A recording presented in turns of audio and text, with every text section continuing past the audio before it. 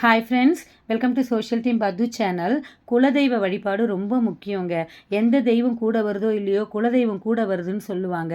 ஆனால் சில பேருக்கு தங்களுடைய குலதெய்வம் எதுன்னு தெரியாது. அப்படி தெரியாதவங்க என்ன பண்ணலாம் அப்படின்னு பார்த்தீங்கன்னா, இந்த பொருட்களை நம்ம சேகரித்து வச்சுக்கலாம். இது வந்து பார்த்திங்கன்னா வெட்டிவேறு, ஏலக்காய், அதுக்கப்புறம் வந்து கிராம்பு, அதான் லவங்கம், இது வந்து பச்சை கற்பூரம் கடையில் விற்குங்க. இது வந்து 9 எடுத்துக்கோங்க. பச்சை கற்பூரம் 9, ஏலக்காய், லவங்கம், இந்த வெட்டிவேர், இது எல்லாத்தையும் எடுத்துக்கோங்க. நீங்கள் எந்த இஷ்ட தெய்வத்தை வழிபடுறீங்களோ அந்த கோவில், உங்களுக்கு எந்த கோவிலுக்கு போனால் மனசு நிம்மதி இருக்கோ அந்த கோவிலேருந்து கொஞ்சம் மண் எடுத்து வந்துக்கோங்க. இது எல்லாத்தையும் ஒன்றா ஒரு மஞ்சள் துணியில் கட்டி அதை அப்படியே வந்து நிலவாசப்படியில் கட்டிடுங்க. அப்படி இல்லைன்னா வீட்டில் ஒரு சொம்பு வாங்கிக்கோங்க, பித்தளை சொம்பு சுவாமிக்குன்னு. அதில் இந்த ஏலக்காய், லவங்கம், பச்சை கற்பூரம், அதுக்கப்புறம் வெட்டிவேர், அந்த மண் கொஞ்சோண்டு போட்டு தண்ணி ஊற்றி பூ வச்சு வச்சுருங்க. குலதெய்வம் நம்ம வீட்டில் வாழும்னு சொல்லுவாங்க.